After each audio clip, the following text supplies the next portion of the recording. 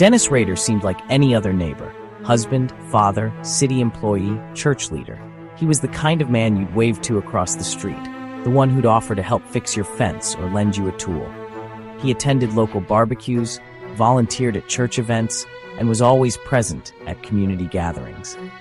To everyone around him, Dennis was the picture of reliability and respectability, a man who took pride in his family and his home. He blended seamlessly into Park City, Kansas, a small town where everyone knew each other's names. People described him as strict, sometimes a little intense, but never dangerous. He was the kind of neighbor who kept his yard tidy and his schedule predictable. No one ever imagined that beneath his calm exterior, something far darker was lurking. Yet for over 30 years, he led a double life as the BTK Killer. Bind, torture, kill. While the community went about their daily routines, Rader was orchestrating a reign of terror that would haunt Wichita for decades. His crimes were methodical, chilling, and left investigators baffled for years. The true horror? He was hiding in plain sight, a predator disguised as a model citizen. He wore the mask of normalcy so convincingly that even those closest to him never suspected a thing. Friends, co-workers, and even his own family were completely unaware of the darkness he harbored. His ordinary appearance was his greatest weapon, letting him evade suspicion for decades. He moved through life unnoticed, blending into crowds, attending church, and participating in community events. No one ever looked twice at Dennis Rader, and that's exactly how he wanted it. Rader meticulously planned his crimes, stalking victims for months. He kept detailed notes, studied his targets, and waited patiently for the perfect moment to strike. His methodical approach made him nearly impossible to catch, and his ability to compartmentalize his life was chilling. The contrast between his public persona and private evil is a chilling reminder. Evil can wear any face. Rader's story forces us to question how well we really know those around us, and how easily darkness can hide behind a smile. Wichita was haunted by the question, how could someone so normal be so monstrous? The city lived in fear, locking doors and glancing over shoulders, never realizing the killer was someone they trusted, someone they saw every day. For 30 years, the community lived in fear, never suspecting the man next door. Families worried for their safety, children were kept close, and suspicion lingered in the air. But the true threat was always closer than anyone realized. The monster was among them all along, hiding behind the most ordinary of faces, proving that sometimes the greatest dangers are the ones we never see coming. January 15, 1974, Wichita was shattered by the brutal murder of the Otero family. 4 lives ended, bound and strangled with chilling precision. The killer left no clues, only terror. This was no random act. It was the work of a methodical predator. The city was gripped by fear, and police were left with nothing. Months later, a letter appeared in a library book, a confession, taunt, and challenge. The killer named himself BTK, Bind, Torture, Kill. He craved recognition, turning murder into a twisted performance. The letter marked the start of a decades-long game with law enforcement. BTK wanted the world to know his name, and to fear it. The city realized this was just the beginning. A phantom had claimed Wichita. BTK's letters made him more than a killer. He became a media manipulator, weaving himself into the public consciousness with every word he typed. He didn't just crave attention, he demanded it, using the press as his stage and the police as unwilling participants in his twisted performance. He thrived on attention, sending taunting messages to news stations and police. Each letter was a calculated move, designed to stoke fear and confusion, and to remind everyone that he was always watching, always in control. Each letter mixed arrogance, gruesome details, and demands for publicity. He described his crimes with chilling detachment, relishing the power he held over the city and the authorities. The letters were both a confession and a challenge, daring investigators to catch him if they could. For investigators, these were both clues and cruel reminders of his control. Every message was dissected for hidden meanings, every phrase analyzed for a possible slip. But BTK was careful, always staying just out of reach, his identity hidden behind a mask of ordinary life. Rader stalked his victims with chilling patience, calling it projecting. He would watch for weeks, sometimes months, learning their routines, waiting for the perfect moment to strike. The anticipation was part of the thrill for him, a twisted game of power and control. He obsessed over routines, planned attacks, and left little evidence. Every move was methodical, every detail considered. He took pride in outsmarting the police, erasing his tracks, and vanishing into the night as if he'd never been there at all. His careful methods and luck kept him ahead of the police. Investigators were left with fragments, partial fingerprints, vague descriptions, and the haunting certainty that he was always one step ahead. Operating before DNA technology, he was a ghost, always one step ahead. The tools available to law enforcement were limited, and BTK exploited every gap in their knowledge, slipping through their fingers time and again. The city was trapped in his game, never knowing when he'd strike again. Fear seeped into daily life. Doors were double-locked, windows kept shut, and neighbors eyed each other with suspicion, wondering if the killer lived among them. BTK's reign was defined by fear, manipulation, and a relentless cat-and-mouse chase.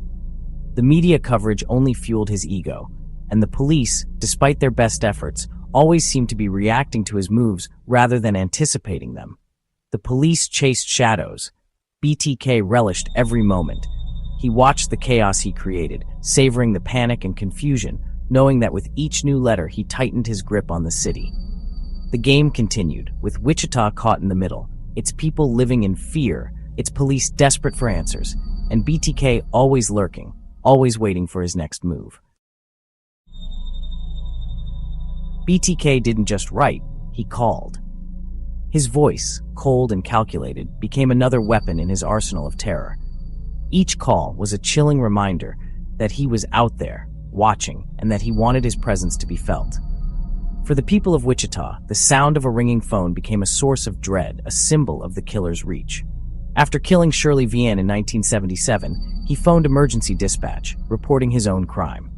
The operator, unprepared for the horror on the other end, listened as BTK calmly described what he had done, his voice devoid of emotion.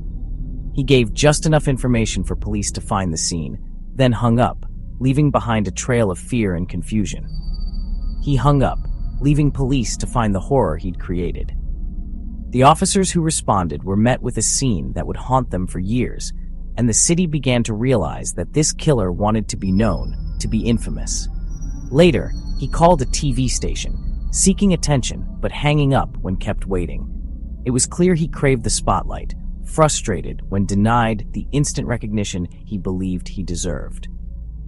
These calls weren't just confessions, they were performances, staged for maximum impact. His most chilling call came to Anna Williams, a would-be victim who escaped by not being home.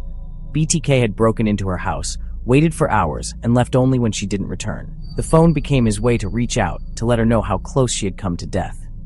Weeks later, he called her, revealing he'd waited in her house. The terror of that revelation was overwhelming.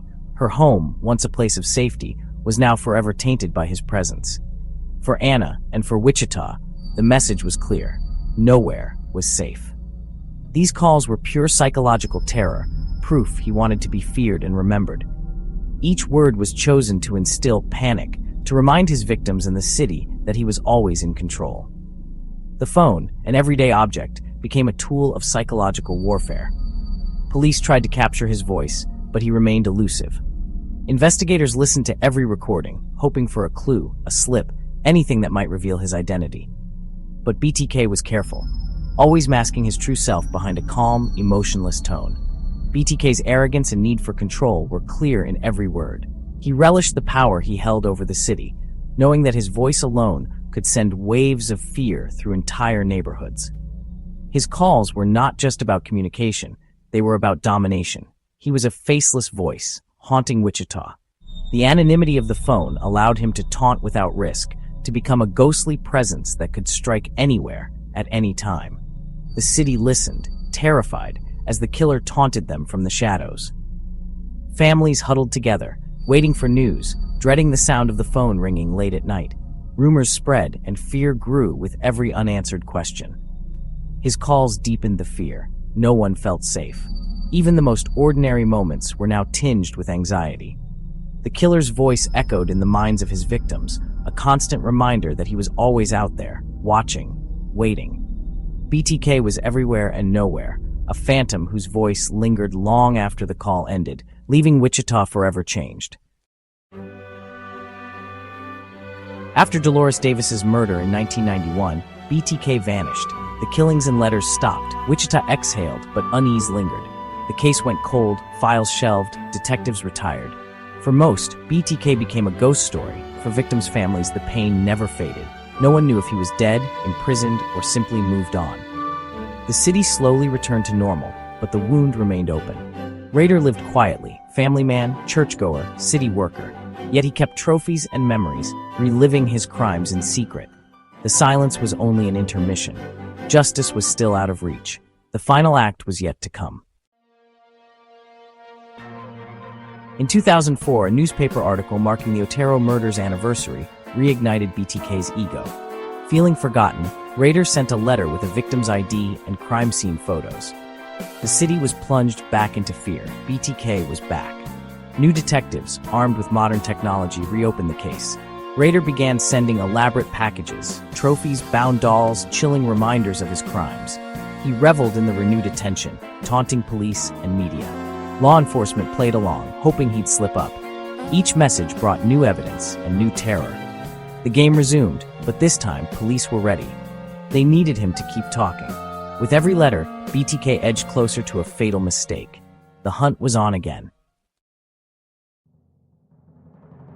BTK's arrogance led to his downfall. In 2005, he asked police if a floppy disk could be traced. They assured him it was safe.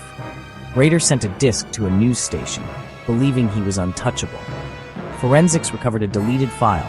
Metadata revealed the name Dennis and Christ Lutheran Church. Investigators quickly focused on Dennis Rader, church council president. His background fit security work, compliance officer, community leader. The phantom finally had a face. Decades of taunting ended with a simple digital clue. Rader's ego had betrayed him. The net was closing fast. The city braced for the truth. Police needed DNA to seal the case. They obtained a sample from Rader's daughter's medical records. Lab results confirmed a familial match to BTK's crime scene evidence. The hunt was over. Dennis Rader was BTK. On February 25, 2005, police arrested him without resistance. The community was stunned. The killer was their neighbor, church leader, family man. His family was blindsided, never suspecting his secret life. Rader's meticulous planning was undone by his own hubris and technology. The monster was finally unmasked. Wichita's nightmare had a name. The city could finally begin to heal. Justice was within reach. In custody, Rader confessed in chilling detail, showing no remorse. He described his crimes as projects, relishing the attention. Detectives listened in horror as he recounted each murder. In court, Rader pleaded guilty to 10 murders. He received 10 consecutive life sentences, no parole, no escape. Wichita finally saw justice after decades of fear. For victims' families, it was a bittersweet closure. The story of BTK is a stark warning. Evil can hide behind the most ordinary face. The city endured, and justice prevailed. The monster was caged, his reign of terror ended.